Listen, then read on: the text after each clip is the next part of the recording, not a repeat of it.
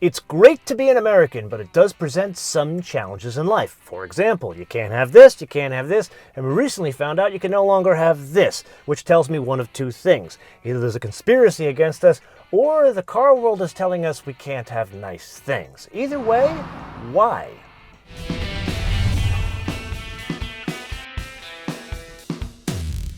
Okay, so if this is not from the tree of forbidden fruit that we no longer get in this country, what exactly is it? Because it looks a hell of a lot like a car that used to come to this country.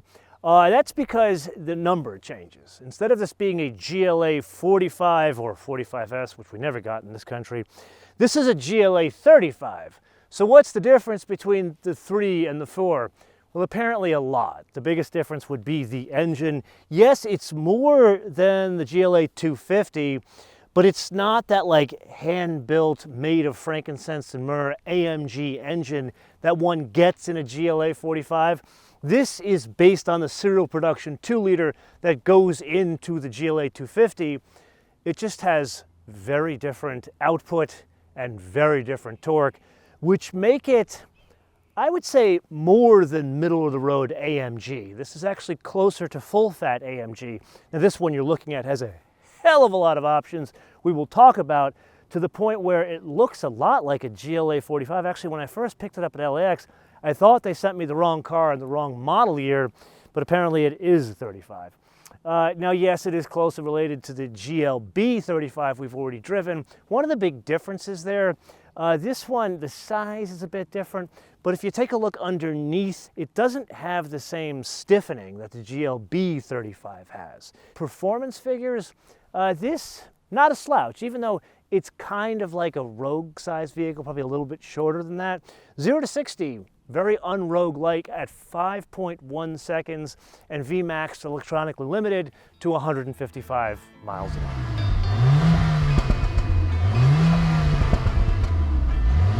Being you and I have been on the road a lot as of late, we have yet to experience the June gloom here in California.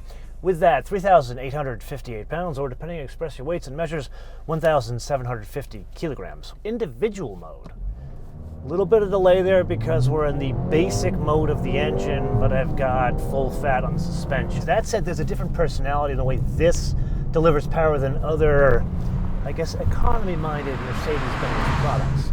You see, this has a dual clutch transmission. Normally in a Mercedes-Benz, that's not a good thing, because the reality of it, Mercedes, they're intended to be more luxury cars. Now, yes, this and the GLB, something a bit different, and as such, here as we ratchet up, let's say, the spectrum of more fun to drive, the way this thing delivers power with the additional output in conjunction with the dual clutch transmission, this is not the Mercedes-Benz that you expect it to be. I think the best way to put it, it's kind of like a super expensive GR Corolla with an automatic transmission. Not the most refined transmission, but one that works well in making this thing deliver a lot of good power. Now, let's put that aside. No one's behind us, and let's try something here. Okay. Let's go into the Sport Plus mode with that. Much more immediate. Oh yes. Oh, and it sounds significantly better. Now, something interesting here, you do want to engage with the paddle shifters a bit more. There's really not a, oh God, this thing is a pisser drive. It actually lets you shift gears when you want. So the programming here is different in the GLA 35 rather than the GLA 250s. So where you couldn't really shift as much in the basic car, this is actually a good pairing.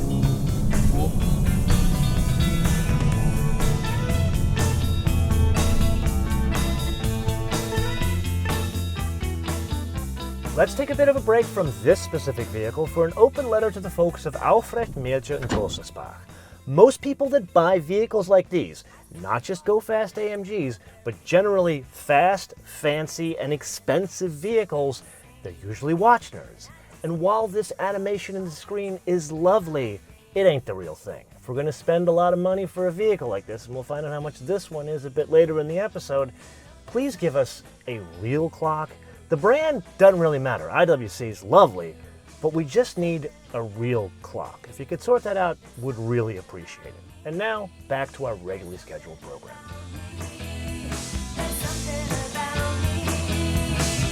So in order for you and I to have the driving dynamics discussion, let's make it difficult on this little thing that is not crazy heavy and change the plane of motion to the wrong direction going downhill. The reason why I say that is a GLA 250, if you have ever driven one of those, not the most inspiring vehicle to drive. At the end of the day, it's a front-wheel drive based vehicle, even when you add all-wheel drive. And you notice it in the suspension. You take a GLA 250, even a GLB 250, and the rear, it's like a limp fish. It's dead. There's no feeling, there's no feedback.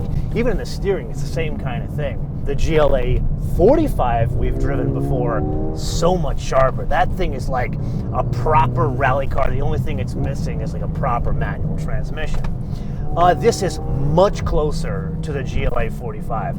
Like, I feel confident because I've changed the dampers to a setting that's much stiffer. This isn't one of these cars where if you're a good driver, you would put it in the softest setting.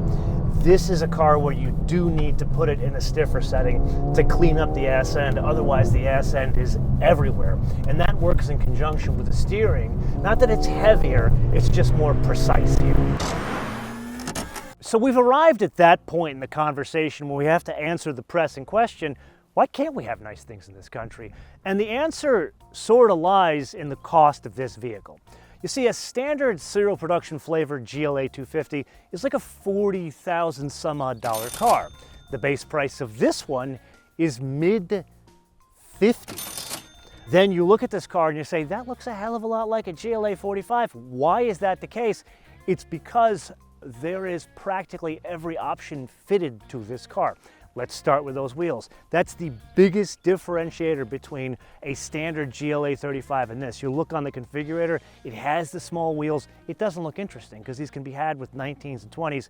Those are the 21s, $2,800. Then that aero package is something like $1,500, and that really goes a long way to making it look like a GLA 45, but you don't know why. Then you look at the paint. The paint's an additional like $1,100. Then you get into that interior. And the interior, the biggest difference you notice are the seats, which they look a hell of a lot like the seats from a real full-fat AMG because they are, I'd swear they're made by Recaro, but I can't guarantee that. And they can be had in two different flavors without the vent option for $2,850 or with the vent option for $3,250 like this one. And then this one is the fancy, there's two different trims available. This is the Pinnacle trim, or they call it the Performance, which adds a lot of things, biggest being the head-up display. So if you're following me on this one, with the destination and handling von Deutschland, you're talking a $75,000 car. So you do the math. One can have a full-fat AMG in like a C for not terribly more than that, which we're gonna drive, I think, in like a month. That one, a lot closer. Yes, more expensive, but a lot closer. And that's why we don't have nice things in this country, because think about it.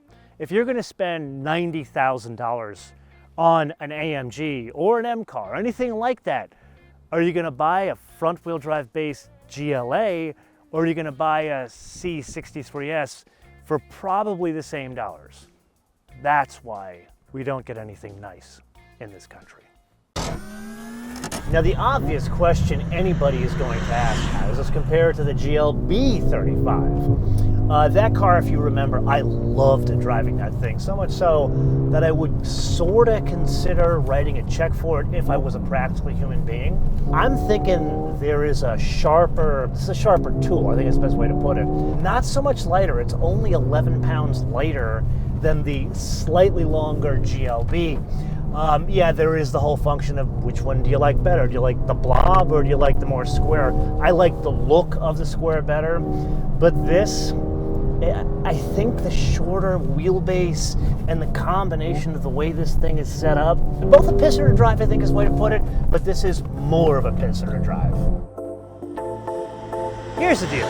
This is better than I expected. Is it worth $75,000? No. Is it worth $60,000? Yeah, super fun. But it really opens up a bigger question for us. You see, in this country, there is a certain price point that people aren't willing to spend on, let's say, fun cars, performance cars, and I would say it's between $50,000 and $100,000 US, because there are certain choices that people make. Like, if you're going to spend 75 grand, you're going to buy a Corvette. If you can afford a car like that, you probably have a practical car, and you're going to want something more fun. But if you need something that's a combination of both, then you're going to get a C63 or an M3. Because think about it, a basic M3 is $73,000. This is $75,000. This is more. I'd have the M3 all day long. So this is where we get to the wish list. Let's say that there's certain forbidden fruit that should be brought over that we get up to, say, $60,000, $65,000 US. I'm thinking Golf R wagon. Car already exists in another country, or really another region of the world. All it needs is crash test and emission test. The car already sells for like low 40s to mid 40s with a hatchback. How much more can the wagon be? And it's so much more desirable. I have been after Volkswagen for years to do this, and no one listens to me. This is a case study as to why this works. There's still a market. That's why Mercedes brings a $56,000 GLA 35 and then offers options to make it 75. But I gotta believe there are other options that this proves the business case for, and this is where I turn around the episode to you. What other options am I missing? It doesn't have to be just European manufacturers. It could be Asian manufacturers or something that I'm missing. At the end of the day, for cars like this, they have to have some heritage and maybe some racing history. Now, of course, I'm turning this question around to you, excluding everything above 100, 110,000 US, because we get a lot of that forbidden fruit here. We're getting more in the form of an M5 Touring that will most likely be 150 grand. There, I would ask another question. Should the volume go up? I think it should, because dealers gouged the crap out of people on E63Ss when we had them, and M5s, and even Panamera Sport Turismos with a Turbo S, all that kind of crap. They were going over sticker even before the virus. So that tells me that there's room for more volume, but it's kind of like a balancing act. Too much, and then they stop bringing them over. Too little, and then people aren't interested and they just go somewhere else. So what's that like balance? Comments below. If you found this episode of interest, perhaps another car that's around the same price, actually less, that, believe it or not, is way more fun. You can see that episode here. Until I see you in the next episode, bis später. You and I need to enjoy this while we have it, because the next couple of Benzes that we have to shoot are much bigger and not quite the variety that you would throw around corners like this.